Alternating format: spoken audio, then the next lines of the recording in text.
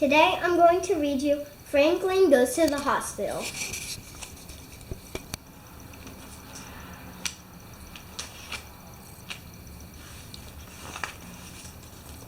Franklin sometimes had colds and tummy aches, and every now and then he got cuts and bruises.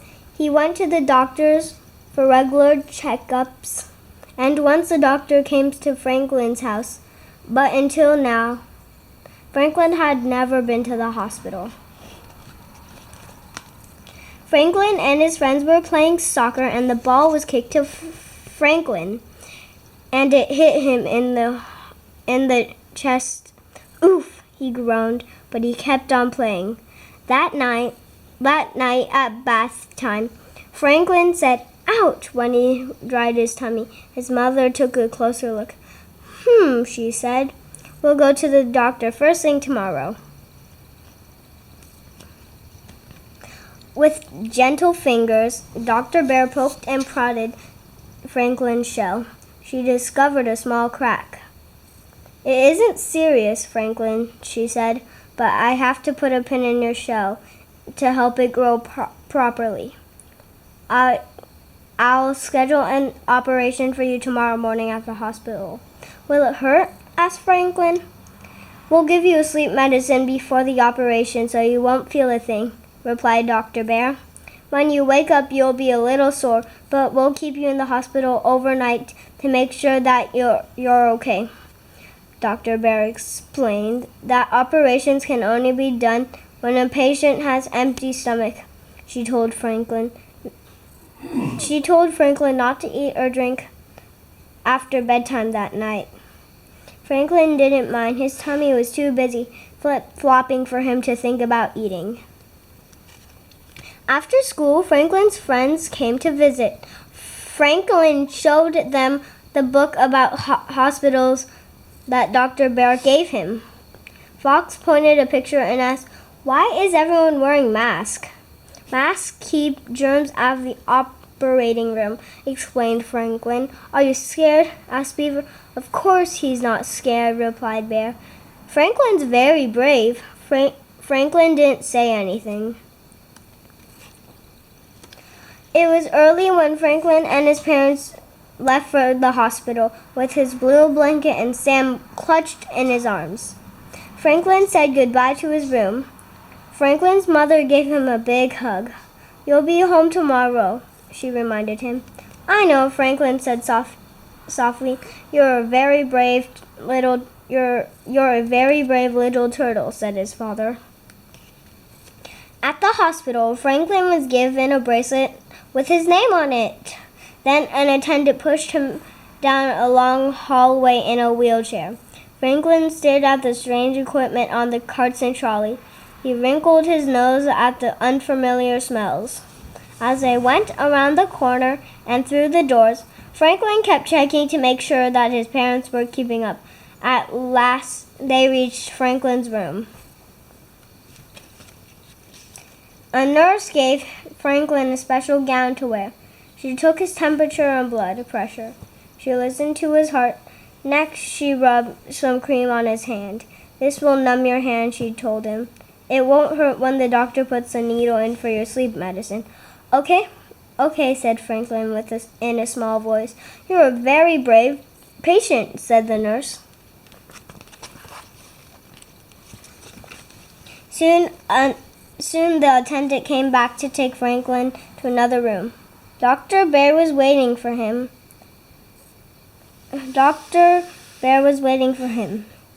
"We're going to take some x-rays," she said. I need to know exactly where to put the pin." "I don't want x-rays," whispered Franklin. "X-rays don't hurt," explained Dr. Bear. "The machine only takes pictures of what's inside you." "I know," said Franklin. He started to cry.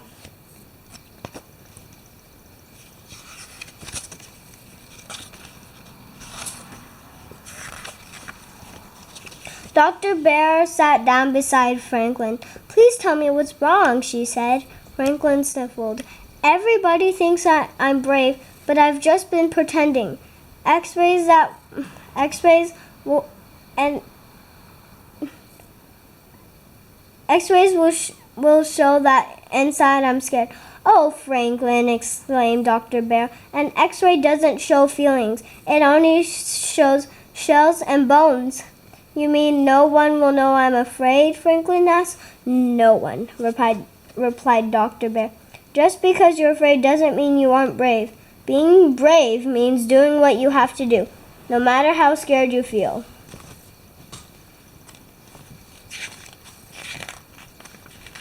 Franklin, though thought for a few moments.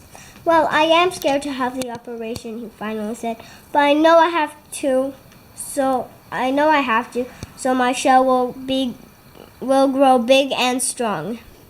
Dr. Bear smiled. That's what being brave is all about, said Franklin let out a very deep sigh. I'm ready now, he said.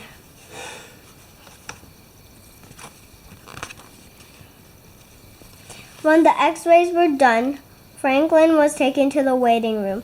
We aren't allowed into the operating room, Franklin said his father. But we'll be with you in the recovery room when you wake up, his mother promised. Soon Dr. Bear came to get Franklin, and his mother and father kissed him and waved as he went through the doors.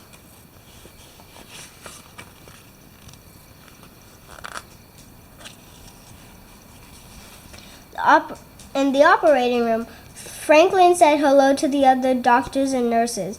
Dr. Bear put stickers on Franklin's chest and explained that this was how they would watch his breathing and heartbeat. During the operation, then Dr. Raccoon put the needle for the sleep medicine in Franklin's hand. It didn't hurt at all. When that was done, he asked Franklin to count backwards from 100. But I can only count backwards from 10, Franklin said. That'll be just fine, said Dr. Bear. 10, 9, 8, began Franklin, but that was as far as he got.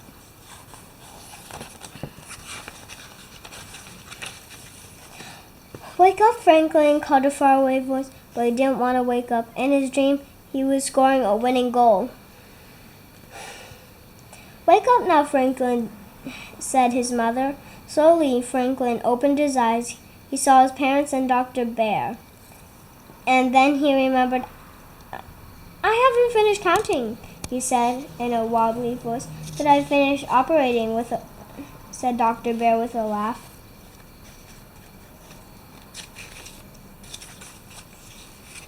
Two hours later, Franklin was back in his hospital room. He walked slowly to the mirror and looked at his bandages.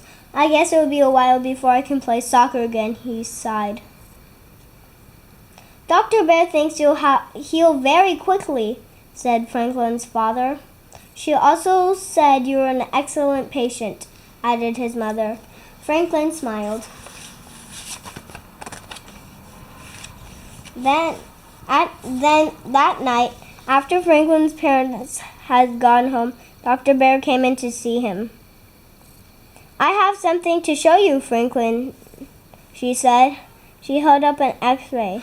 That's me? He asked. Dr. Bear nodded. That's you, she said, brave through and through. And that's the end of our story. The learned lesson was, even if you're scared, sometimes you have to do stuff, even if you're scared.